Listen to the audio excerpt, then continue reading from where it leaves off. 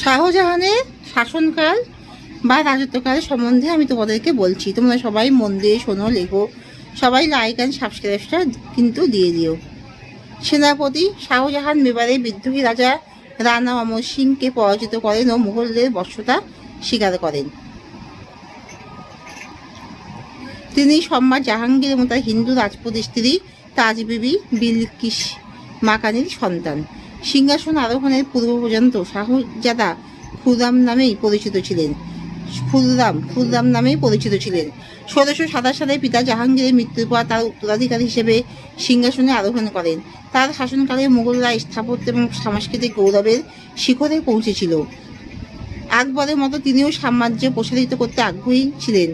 ১৬৫৮ সালে তিনি অসুস্থ হয়ে পড়লে তার পুত্র ঔরঙ্গজেব তাকে মুঘলদের রাজকীয় প্রাসাদ আগ্রা দুর্গে গৃহবন্দী করেন এবং সেখানে ১৬৬৬ সালে তার মৃত্যু হয়। তার রাজত্বকালে মুঘল স্থাপত্যের স্বর্ণযুগ ছিল। সম্রাট শাহজাহান লালকেল্লা, শাহজাহান মসজিদ এবং তার স্ত্রী সমাধিসৌধ, তাজমহল সহ অনেক স্মৃতিসৌধ নির্মাণ করেন। শাহজাহান মেওয়ারের রাজপুত ও দাক্ষিণাত্যের লোদিদের বিরুদ্ধে সামরিক অভিযানে অংশ নেন। ১৬২৭ সালের অক্টোবরে জাহাঙ্গীরের মৃত্যুর পর শাহজাহান তার কনিষ্ঠ ভ্রাতা শাহরিয়ার মির্জাকে পরাজিত করে আগ্রা দুর্গে নিজেকে পরবর্তী মুঘল সম্রাট হিসেবে ঘোষণা করেন। শাহরিয়ার ছাড়াও শাহজাহান সিংহাসনে অন্যান্য প্রতিদ্বন্দ্বী দাবিদারদেরকে মৃত্যুদণ্ড দিয়েছিলেন। শাহজাহান দাক্ষিণাত্য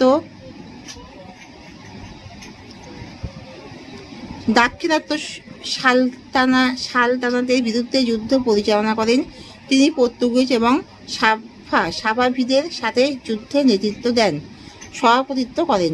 শাহজাহান মেবারে বিদ্রোহী রাজা রানা অমর সিংকে পরাজিত করেন ও মুঘলদের বশ্যতা স্বীকারে বাধ্য করেন।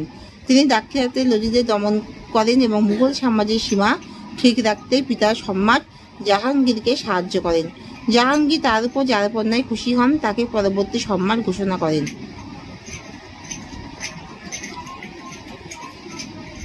এবং শাহজাদা খুররামকে শাহজাহান বা পৃথিবীর সম্রাট উপাধি দিয়ে দরবারে স্থায়ী সভ্য করে নেন।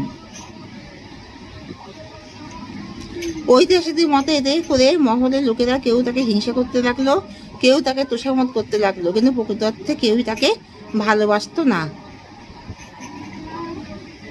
শাহজাহান ছিলেন সম্রাজ্ঞী নূরজাহানের ভাই আসফ খানের জামাতা।